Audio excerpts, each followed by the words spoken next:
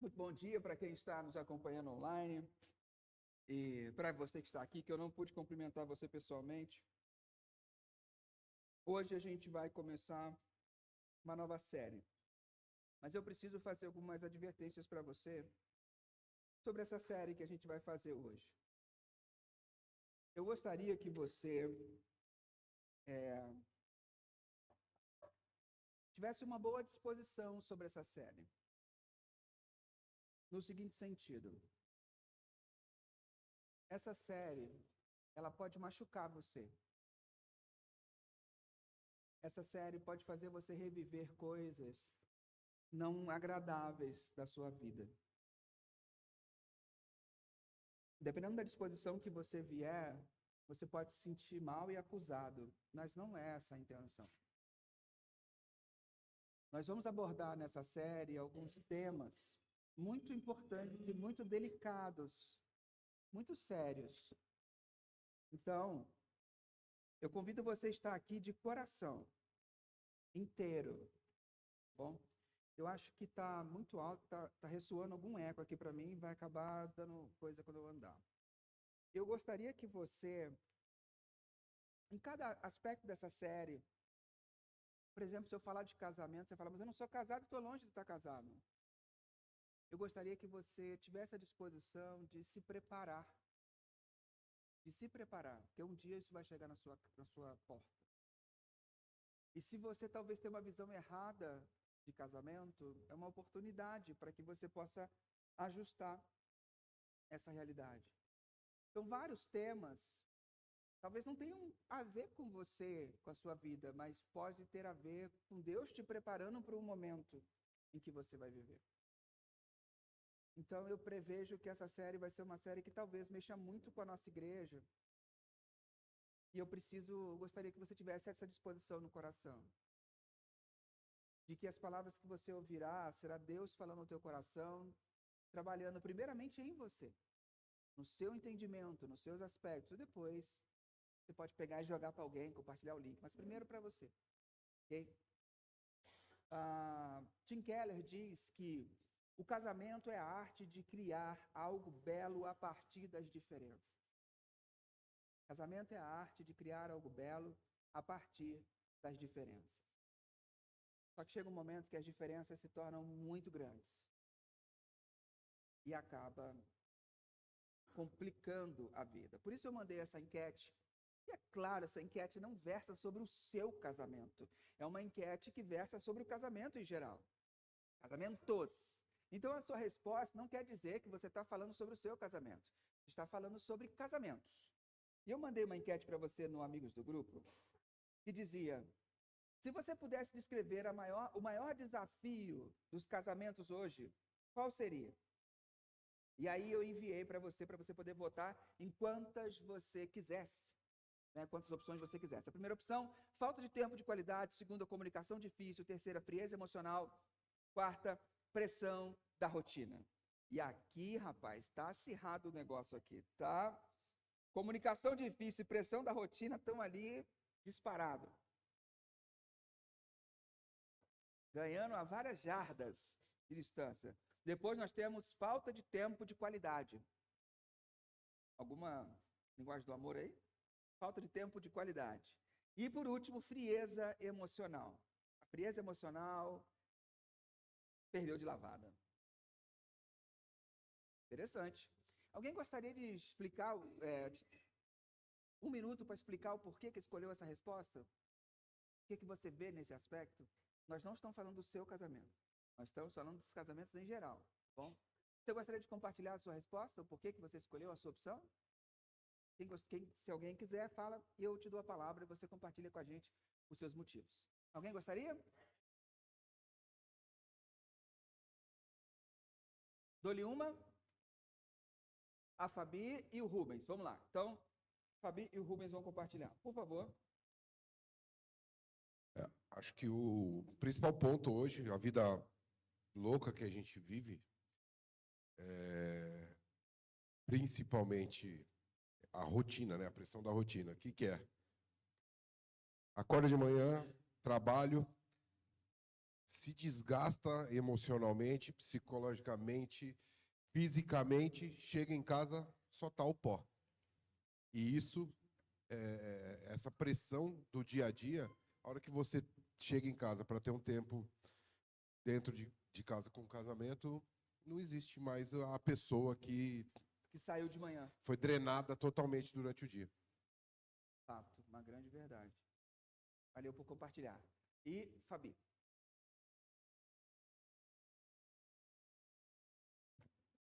Eu acho que uma coisa vai levando a outra nessas respostas, Você conseguiu fazer uma escala? Exato, porque começa a pressão da rotina, você começa nessa correria ter falta de tempo de qualidade. Aí, com essa falta de tempo, a comunicação começa a ficar difícil, porque você não tem nem tempo de se comunicar, e aí você está com raiva, estressado, e isso, no fim, vai levando a uma frieza emocional. Cada um vai vivendo a sua vida isolada. Gente, vamos orar? Vamos terminar. Obrigado, Fabi, por compartilhar. Eu não tinha me atentado, né, de escalonar essa questão. Você já ouviu falar numa expressão chamada demissão silenciosa? Demissão silenciosa. Já ouviu falar? A nossa série vai ser pautada nesse conceito. Nossa série se chama Quando o Silêncio Fala Alto, a demissão silenciosa da vida. Demissão silenciosa é um termo que começou na pandemia e na Inglaterra ele ficou muito forte, depois se espalhou para vários lugares do mundo. E o que significa? Descreve aquelas pessoas que continuam nos seus empregos, mas já não estão mais engajadas no seu emprego. Elas fazem só o que é o mínimo, o básico. Não se envolvem, não se importam. Estão ali, mas emocionalmente elas já foram. Então, não se voluntaria para tarefas extras, não gosta de fazer hora extra, deixa de buscar crescimento ou promoções, desconecta-se emocionalmente da empresa. A demissão silenciosa é você continua no seu trabalho, mas você não liga a mínima, você faz aquilo que foi contratado para fazer e olhe lá. Só que o problema, poucas pessoas perceberam que houve uma migração desse comportamento para dentro das relações.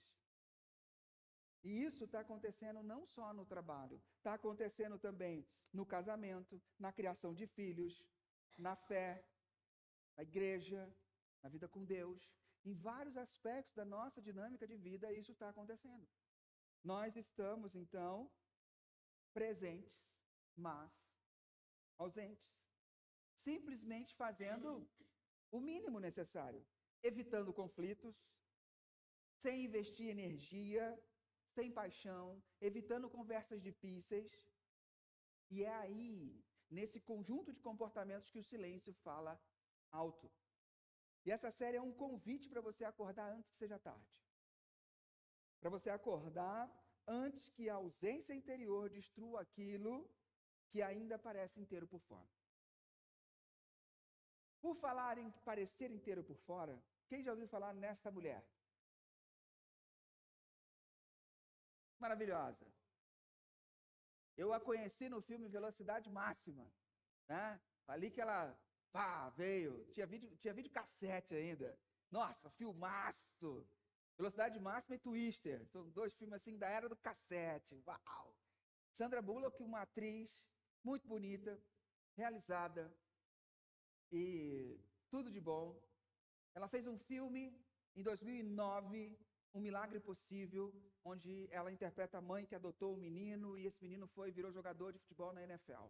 Ela desenvolveu tão bem, mas tão bem esse papel, que ela chegou no auge que uma atriz pode chegar. Ela ganhou o Oscar de melhor atriz em 2009. Ela ganhou o Oscar de melhor atriz. Ela foi reconhecida por todos da Academia de Cinema e de Artes como a melhor atriz daquele ano. Você imagina você chegar no auge da sua vida? Pensa aí no seu auge. Qual seria o seu auge? Pensa no seu auge, onde você fala assim, cara, o auge possível. Pensa aí. Você fala assim, é o meu auge. Como é que você se sentiria no topo da sua vida? Lá em cima, no topo. Ela agradeceu, pegou aquela estatueta, fruto de grande trabalho. E dias depois, ela revelou estar com o coração partido, porque descobriu uma traição pública do seu marido.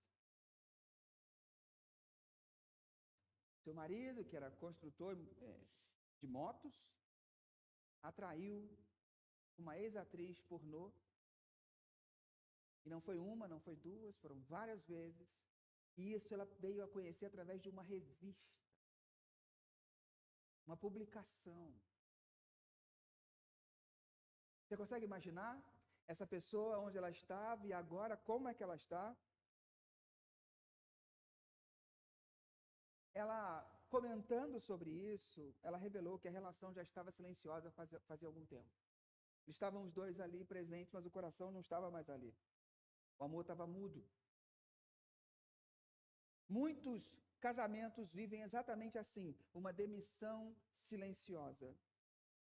A presença física continua, mas o coração, o investimento emocional foi embora. O amor entrou em modo silencioso.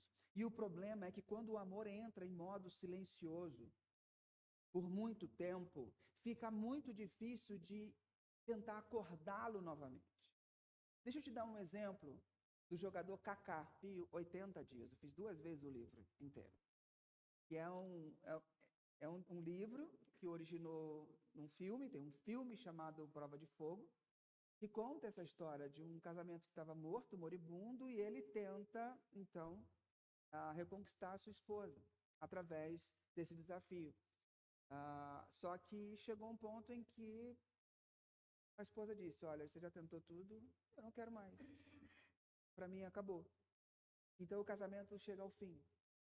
E aí, no restante do podcast, ele fala como conheceu a nova esposa dele e tal, isso, aquilo, mas ele tentou de tudo.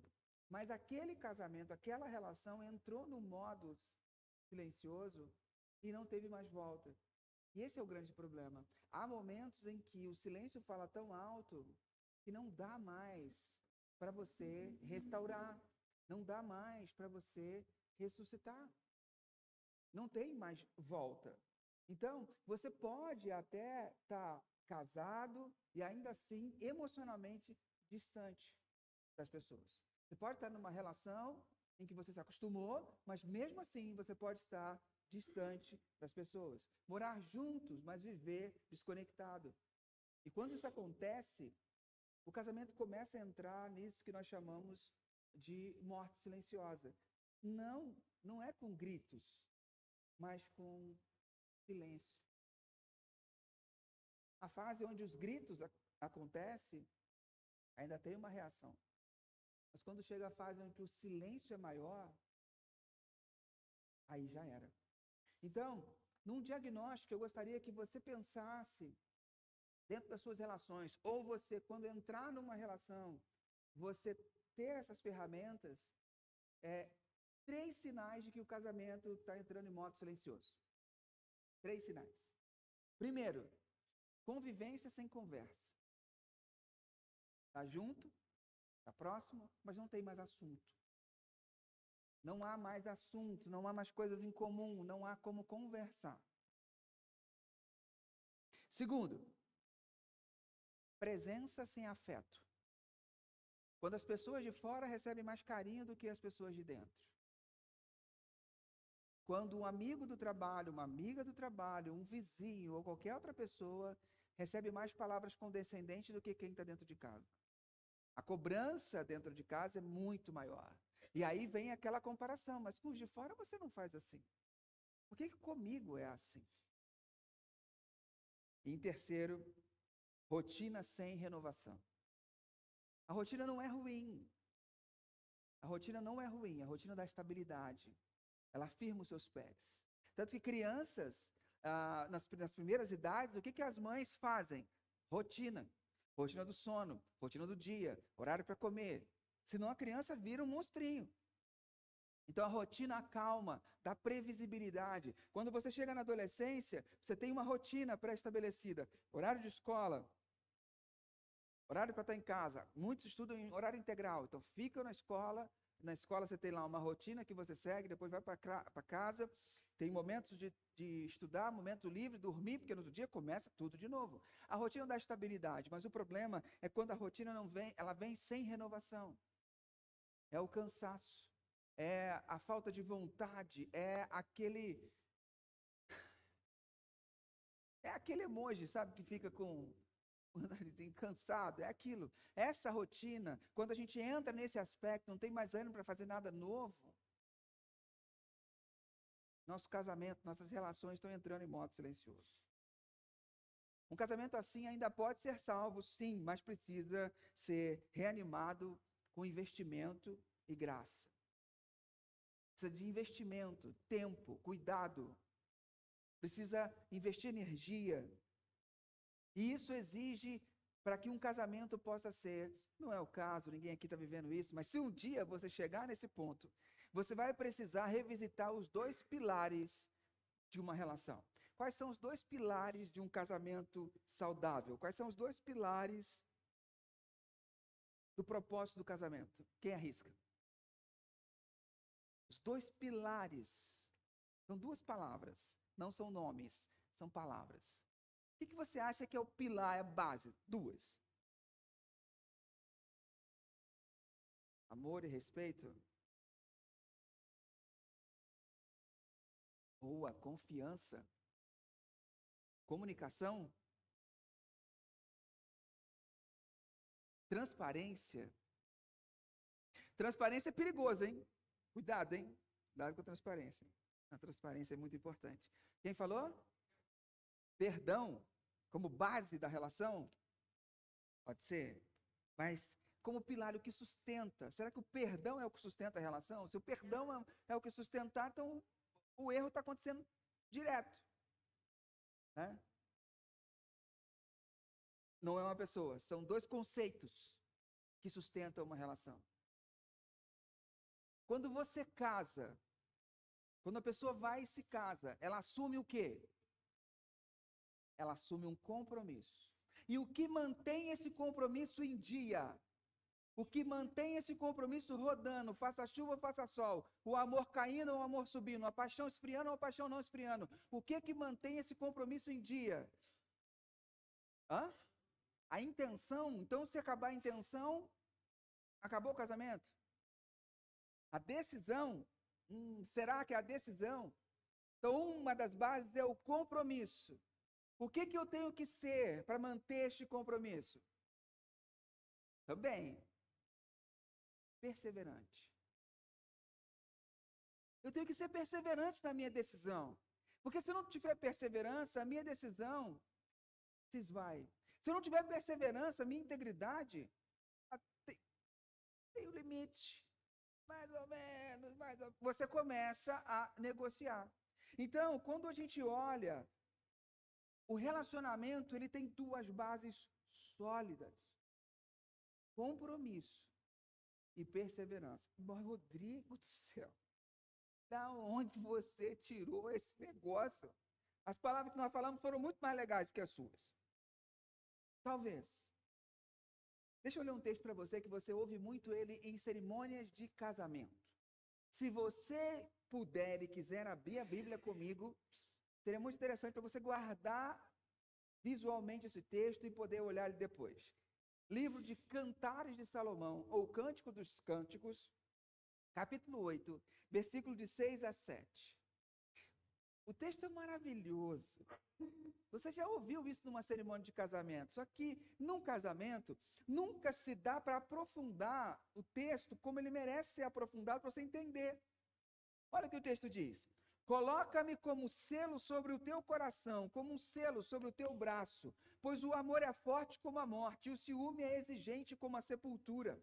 O amor arde como fogo, como as labaredas mais intensas. Nem muitas águas conseguem apagar o amor, nem os rios podem levá-lo na correnteza. Se alguém oferecesse todas as riquezas da sua casa para comprar o amor, seria totalmente desprezado.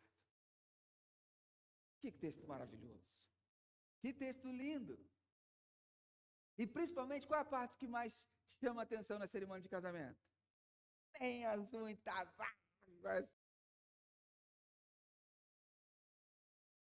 vai chorar. Nem as muitas águas poderão levar esse amor, nem os rios. Mas o que Salomão está dizendo? Está aí um texto, um livro, que você poderia ler em casal, principalmente na versão A Mensagem do Eugene Peterson. Está aí um desafio para casais, um capítulo por dia, junto na cama. Antes de dormir, pega, abre e lê um capítulo por dia. Depois você me conta o que vai acontecer. Os namorados não, hein?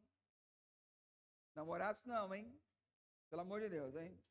Namorado tem só até alguns capítulos. Brincadeira, pode ler também. É só segurar os impulsos, mas pode ler porque é muito instrutivo. Então, o que esse texto primeiro fala para mim? Ele fala sobre compromisso. Ele está falando para mim sobre algo muito importante, algo que é o compromisso. E que compromisso é esse? Que compromisso é esse que Salomão está dizendo?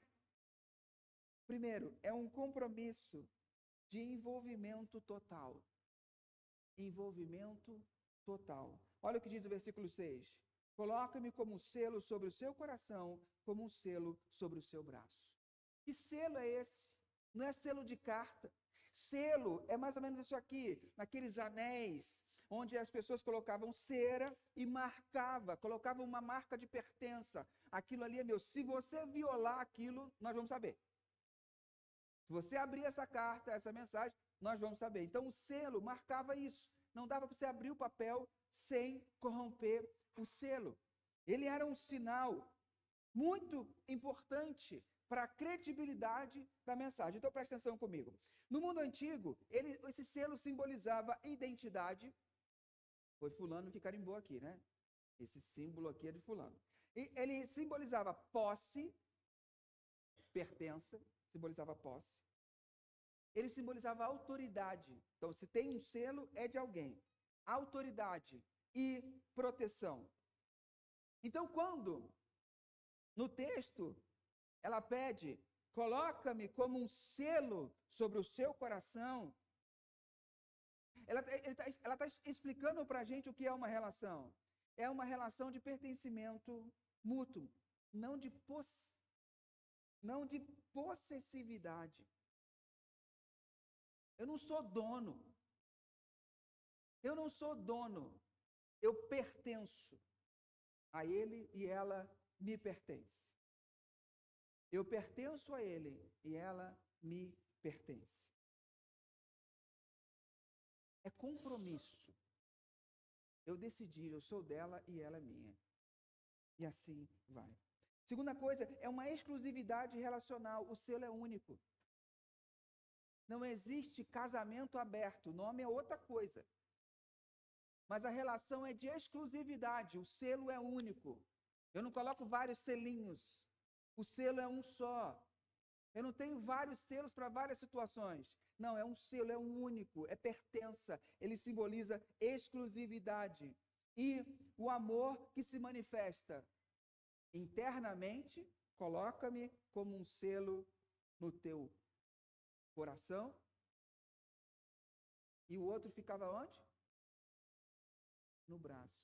Então é uma relação que tem um compromisso, um amor que se manifesta internamente e externamente. O coração é um envolvimento emocional. O braço é envolvimento público, notório, esforço, proteção, ação. Aí você começa a perceber, assim, tem gente, usar aliança para quê? Para que eu vou usar aliança? Aliança é este compromisso público de que você pertence a alguém. Por isso, no casamento, nós usamos uma aliança.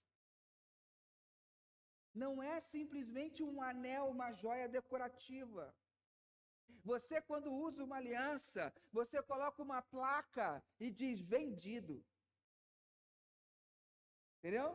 Não estou mais no mercado. É por isso que namorado, para mim, não faz sentido ter aliança de compromisso.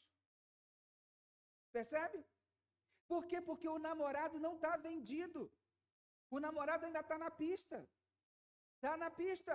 O namorado ainda está numa relação que não tem o comprometimento do amor forte como a morte. O namoro é um outro tipo de relação. Mas quando eu chego nesse nível de comprometimento, eu ponho uma aliança e digo, eu não sou mais de ninguém. Qual é o problema de namorados quando antecipam para uma aliança de compromisso? Quando eles antecipam, eles falam assim, eu sou teu e tu é minha. Então nós somos um do outro. A gente só está esperando a hora de chegar, de colocar a aliança dourada. Então a gente já pode antecipar algumas coisas. Que a gente só poderia viver lá, a gente antecipa algumas coisas para cá. Porque, na final de contas, a gente já está com compromisso, certo? Então, certos graus de intimidade que só poderiam acontecer e só deveriam acontecer dentro da relação do casamento, os namorados estão antecipando. E aí isso gera algo nos namorados que ele fala, já cheguei no ápice. O namorado fala assim, mas será mesmo? Ele já conquistou tudo que tinha que conquistar. Aí ele chega, será mesmo? Será que é essa pessoa? Aí sabe o que ele faz? Fala, bom, já que o compromisso é prateado, não é o dourado, acho que eu vou voltar para a pista porque eu não tenho tanta certeza. Deus criou algumas coisas para viver em cada esfera. A sexualidade é uma delas, é para viver dentro do compromisso do casamento e não antecipá-la. É por isso que é tão importante você entender os tempos. E esse livro está dizendo para nós que o compromisso é mútuo, relacional e se manifesta interna e externamente. E por último, esse compromisso é um pacto duradouro e inviolável. Botou a aliança no dedo. Já era. Raros são os casos em que a Bíblia apoia ou permite uma separação depois de um casamento. Mas ele não foi idealizado para que você possa testar. Ele foi idealizado como um compromisso intenso, que é para levar para a vida, que é para levar até a eternidade. Não, pastor, a eternidade não, eu achei que até a morte separar. Azar para uns, felicidade para outros. Mas é algo que você vai levar para a vida. No mundo antigo, não tinha essa flexibilização. E é por isso que ela está usando este símbolo. Então, a aplicação teológica, nesse caso, é que o casamento bíblico é uma aliança e não apenas um contrato. Não é o que eu vou no cartório ou na frente de um pastor e assino. Não é aquele contrato que é o meu casamento. O casamento bíblico é uma aliança para a vida entre duas pessoas. Então, primeira coisa, é um compromisso de envolvimento total. Segunda coisa, é um compromisso com base em uma decisão inegociável. Olha o que o texto diz, pois o amor é forte como a morte, e o ciúme é exigente, ou seja, tão inflexível como a sepultura. A mulherada ciumenta falou assim, a Bíblia me apoia. Não é isso, não é assim. A primeira imagem que ela está usando é a morte, porque até então a morte era algo inevitável, abrangente e definitivo. O que eu disse até então? Porque Jesus reverteu essa lógica. Jesus resolveu o problema da morte, mas até então a morte era a etapa final para todo mundo. Então o amor é tão forte como a morte. Ele está dizendo. Essa comparação ela enfatiza que o amor verdadeiro tem esse caráter implacável. Ele exige tudo. No filme Jerry Maguire, A Grande Virada, do Tom Cruise, ele tem uma cena com a Renée Zellweger em que eles estão cuidando do divórcio deles. Eles estão num jardim da casa e ela chega para ele e fala assim, eu fiz algo injusto com você. Eu achei que o pedido de casamento que você me fez era real. E a gente precisa acabar com isso, porque o que a gente está vivendo não é casamento. Ele vira para ela e fala assim, eu não sou um cara que desiste. Ela falou assim, não, eu sou um cara que enfrento. Ela vira para ele assim, eu não preciso que você enfrente. Ou seja, isso não é uma batalha, isso é um casamento, cara. Eu não preciso que você enfrente. E aí eles, desesperados, sem saber como agir, ele fala assim, o que você quer de mim?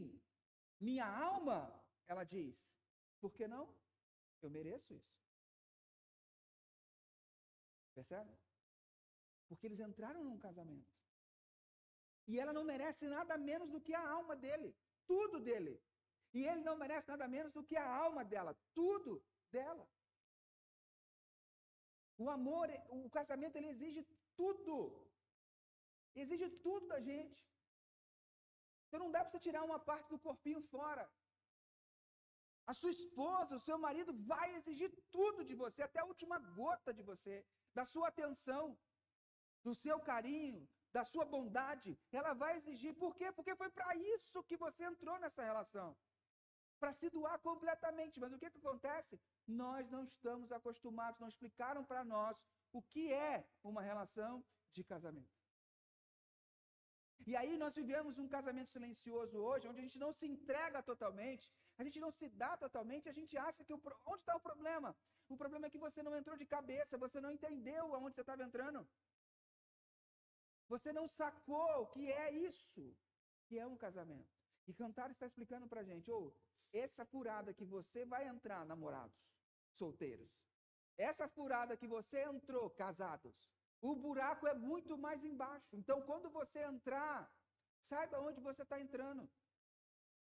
Pais e mães dedicam muito tempo a preparar os seus filhos para a vida, mas dedicam muito pouco tempo a preparar os seus filhos para escolher bem a pessoa que vai caminhar com eles a vida inteira. Quantas conversas pais e filhos têm sobre como escolher a pessoa certa para você namorar? Que tipo de valor essa pessoa tem que ter? Nós não preparamos, nós pagamos inglês, pagamos espanhol, pagamos dança, pagamos tudo. Tudo que a criança precisa, criamos no Danoninho.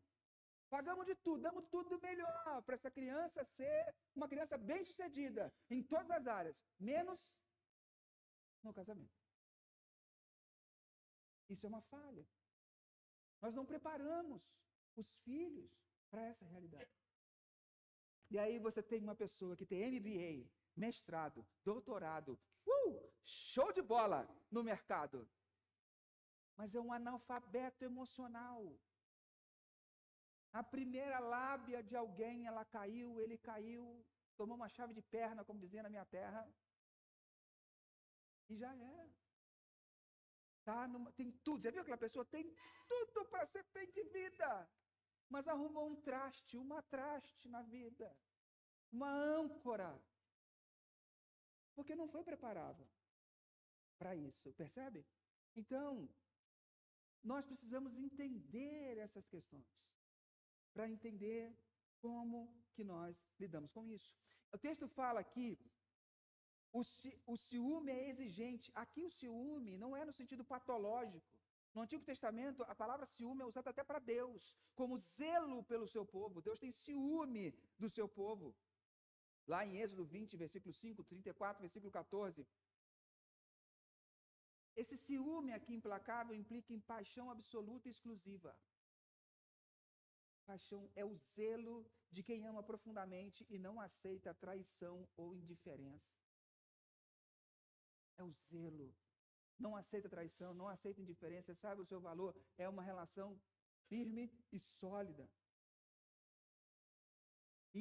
Então, eu falei para você que é um compromisso. Esse compromisso tem 3 características. É um compromisso de envolvimento total, é um compromisso com base em uma decisão inegociável e é um compromisso que se renova com a sexualidade. Aonde não tem sexo, meu mentor fala, morar junto sem sexo é república, não é casamento. O compromisso se renova com a sexualidade. Olha o que o texto vai dizer. O amor arde como fogo, como as labaredas mais intensas. Em traduções mais antigas, vai falar, suas labaredas são como fogo ardente, são labaredas do Senhor, porque tem um prefixo aqui nessa palavra que só é usado para Deus. Então, quando ele usa essas labaredas intensas, são labaredas do Senhor. Então, quando ele usa, faz essa menção desse prefixo, labaredas do Senhor, dá essa expressão, labaredas do Senhor, sugere que o amor conjugal verdadeiro tem origem em Deus. Ele é a fonte. Se não for Deus, você não consegue sustentar um casamento. Ah, mas tem um monte de gente aí com um casamento bom aí, ué. Tem muita gente que não conhece Jesus, que não é cristão, e tem um casamento bom. Tem. Você conhece a fundo?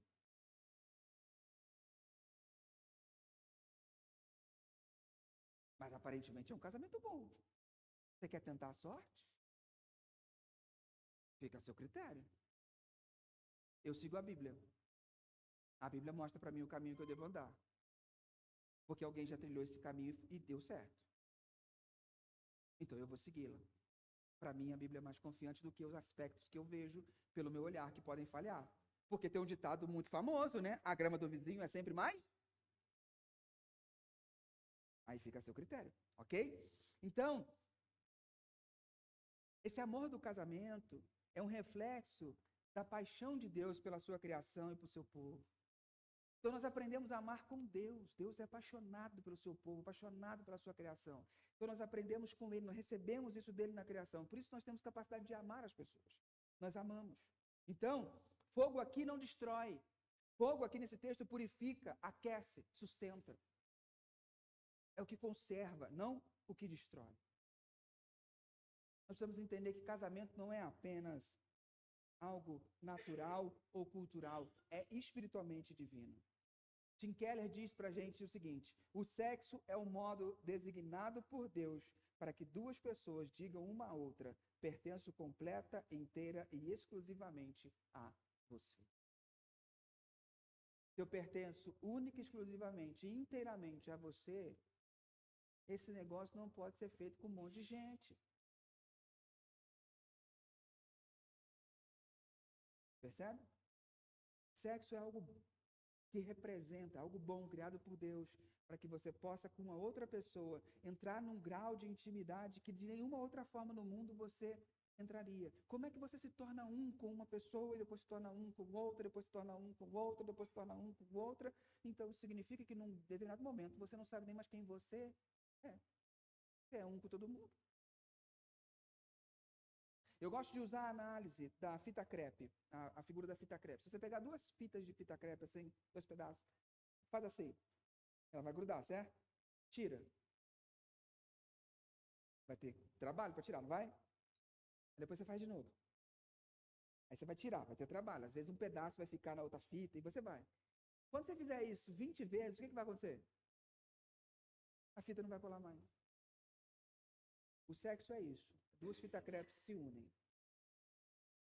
Quando você sai da cama, você deixou uma parte de você no outro, e o outro deixou uma parte de você, uma parte dele em você.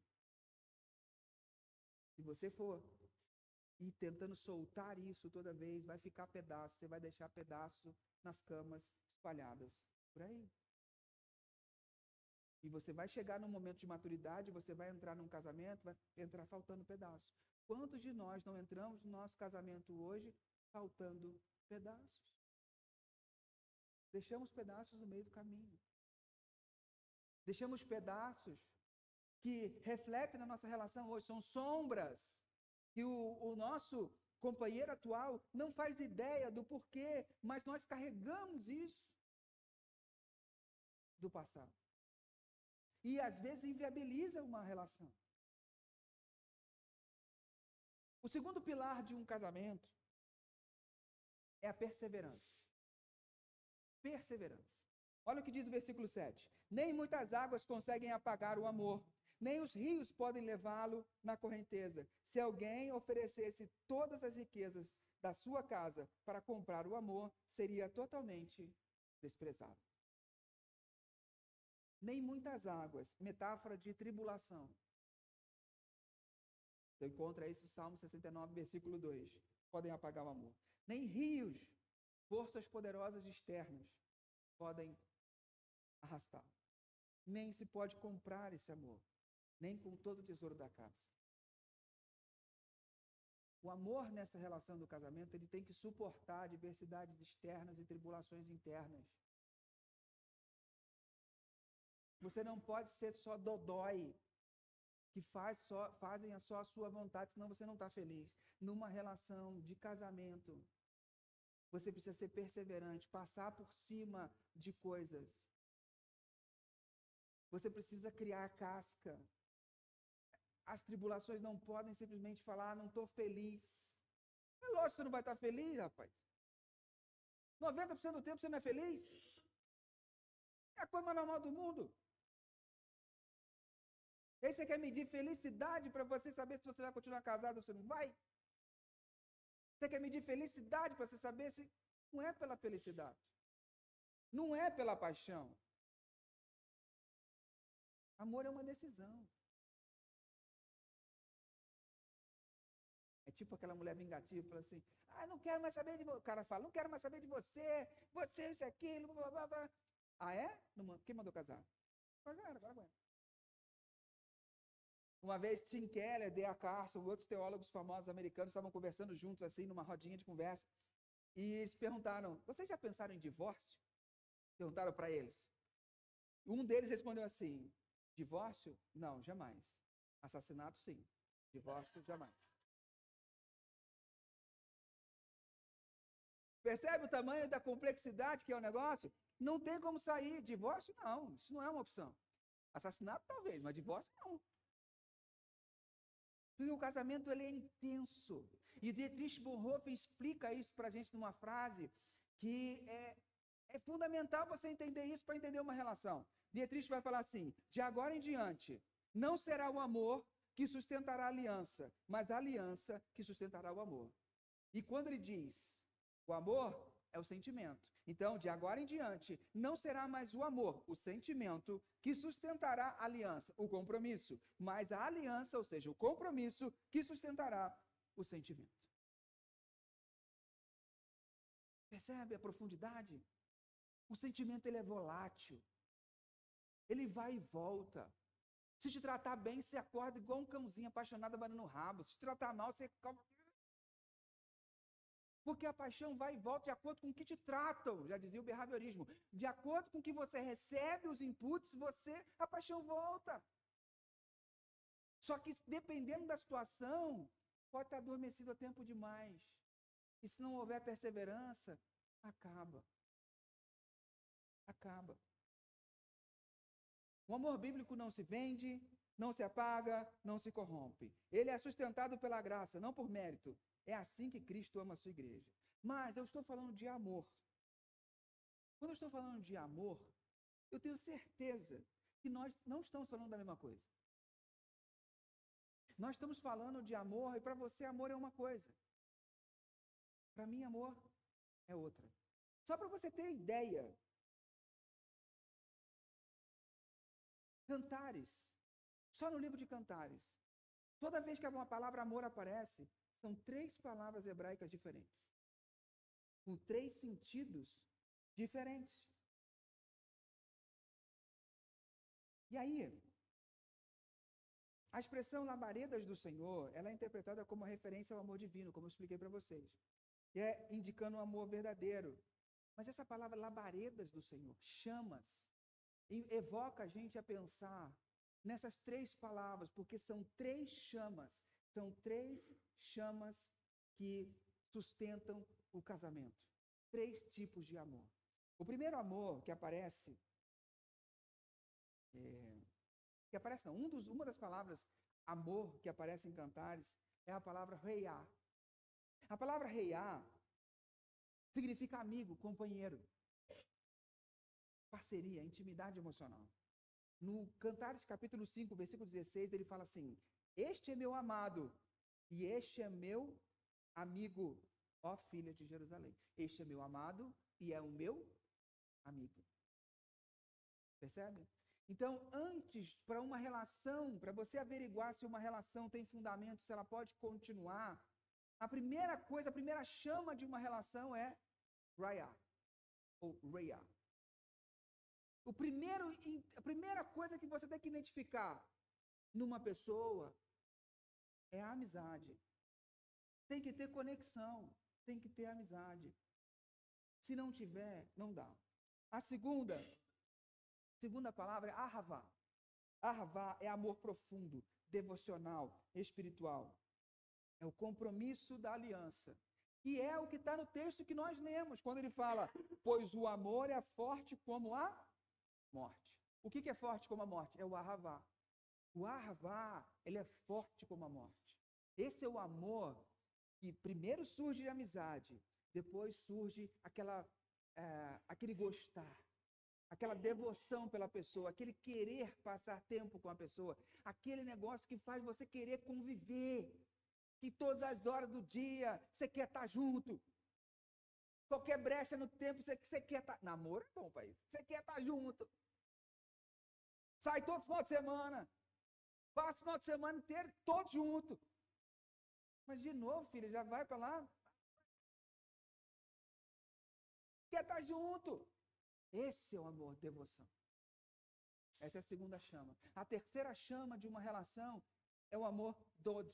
É a palavra dod, D-O-D, dod. Que é o amor sensual, o amor erótico, desejo, paixão física. Olha o que diz Cantares, capítulo 1, versículo 2.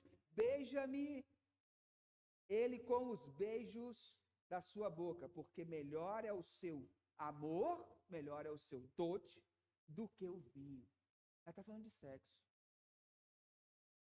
Ela está falando de sexo. Percebe? Então, quando eu estou falando de amor, do que nós estamos falando? Para onde está indo sua cabeça? Essa é a grande questão. Então, Cantares celebra o amor em todas as suas dimensões. Celebra o amor do desejo físico, o dod, celebra o amor da amizade, que é o raiá, e celebra a aliança sacrificial, que é o ahavá. O que acontece? Quando nós temos essas três chamas, muitos de nós tentamos sustentar o casamento com uma chama apenas. Ou com o raiá, mas não tem som. Ou com o ahavá, ou com o dod. Esse é o nosso problema. O casamento, uma relação duradoura, não pode ser sustentada apenas com uma chama. Ela é muito pequena para sustentar e para aquecer um casamento. Muitos de nós têm o seu casamento pautado simplesmente no desejo erótico. Porque ele faz bem sexo, ela faz bem sexo. E aí você acabou entrando na relação só por isso. Porque tem um corpo bonito, porque tem um... a gravidade chega para todo mundo. Não pode ser seu critério de decisão. Você pode até dar uma brigada com botox, com plástica, com algumas coisinhas, mas não dá. Aí tá, chega. Só que o que acontece? Se você sustentar sua relação só no amor dod, ele é muito frágil. Se você tentar sustentar sua relação só no raiá, só na amizade, é república.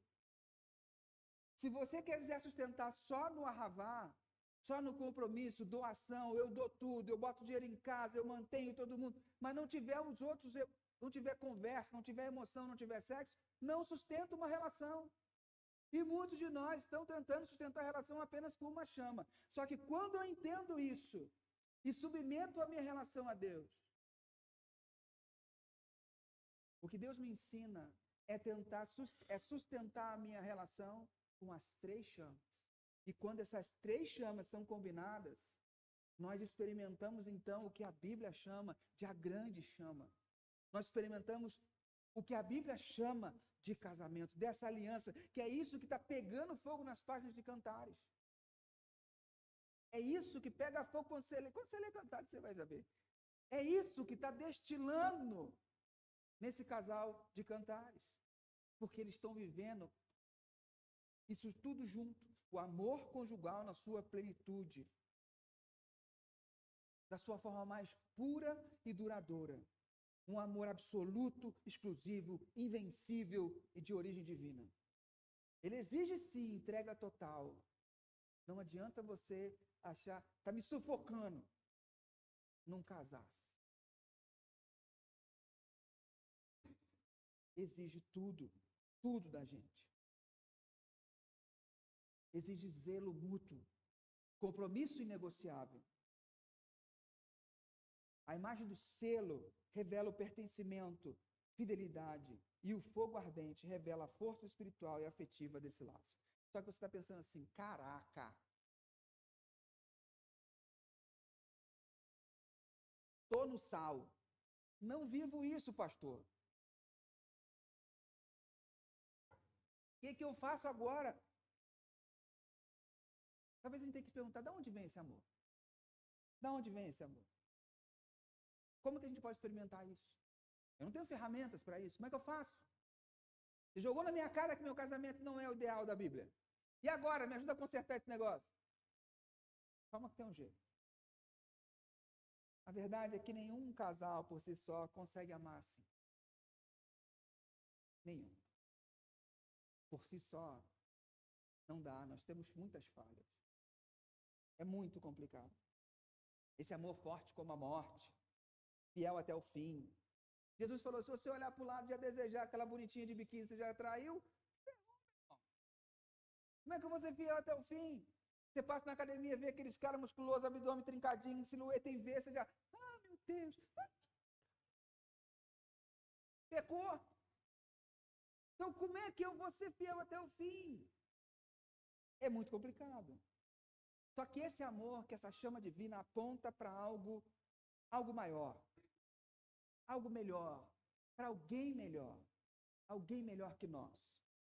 O texto fala de um amor que quer ser selado no coração e no braço. Isso não é apenas uma linguagem romântica, é uma linguagem de aliança. É disso que se trata o Evangelho. Em toda a Bíblia, Deus é tratado como noivo que quer fazer uma aliança com a sua noiva, que é a igreja. Cristo é o único que amou com essa intensidade. Ele se entregou por nós, mesmo quando o nosso amor havia esfriado, mesmo quando o nosso silêncio havia tomado lugar da devoção. As muitas águas da nossa culpa, da nossa frieza, da nossa rotina, da nossa rebeldia não foram suficientes para apagar o fogo do amor de Cristo por nós.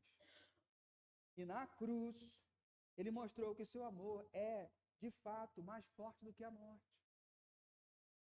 O amor dele, sim, é mais forte do que a morte. E é somente esse amor que nos capacita a amar de volta, a perdoar, a insistir, a recomeçar, mesmo quando parece tarde demais. Você não vai sustentar seu casamento, sua relação com o esforço humano. Vai ser pela graça, pela entrega, pela fonte inesgotável de um amor que é Cristo. Só por ele. Casamento é missão, mas também é milagre. Casamento é missão, mas também é milagre. Porque se fosse por nós, nosso casamento não estaria de pé. Nós somos lazarentos pra cara. Relaxados, cheio de pulga. Nós falhamos reiteradas vezes nas mesmas questões. E falham conosco também. Infelizmente. Talvez hoje você se enquadrou, você se viu e falou, meu casamento está em modo silencioso. Talvez hoje você se viu silenciando o seu casamento e vendo que precisa melhorar, que as coisas precisam ser diferentes. Mas hoje o convite que a gente faz para você é um convite à reflexão. A chama pode parecer fraca, mas é a partir dessa chama que Deus ressuscita mortos. O Deus que ressuscita mortos também pode ressuscitar amores. O Deus que ressuscita mortos também pode ressuscitar casamentos. O Deus que ressuscita mortos também pode curar corações.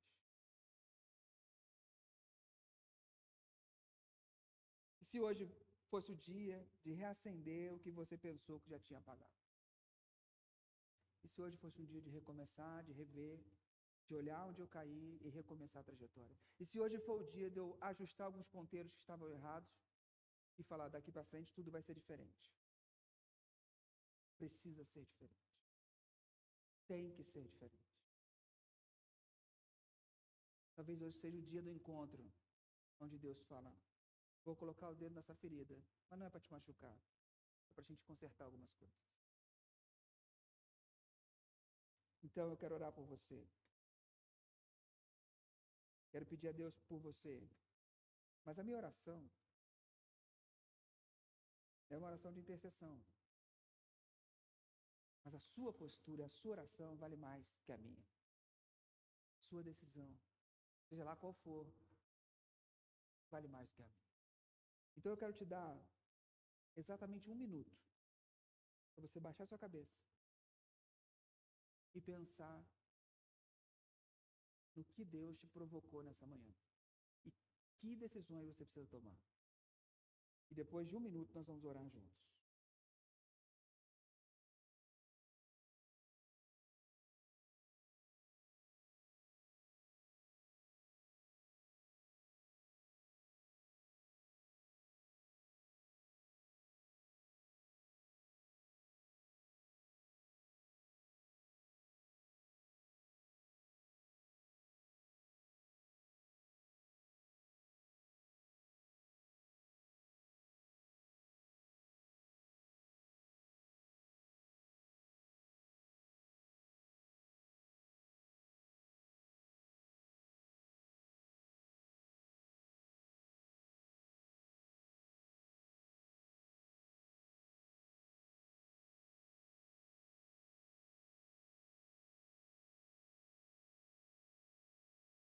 Paizinho querido, nessa manhã colocamos diante de você agora aquilo que veio ao nosso coração durante essa mensagem.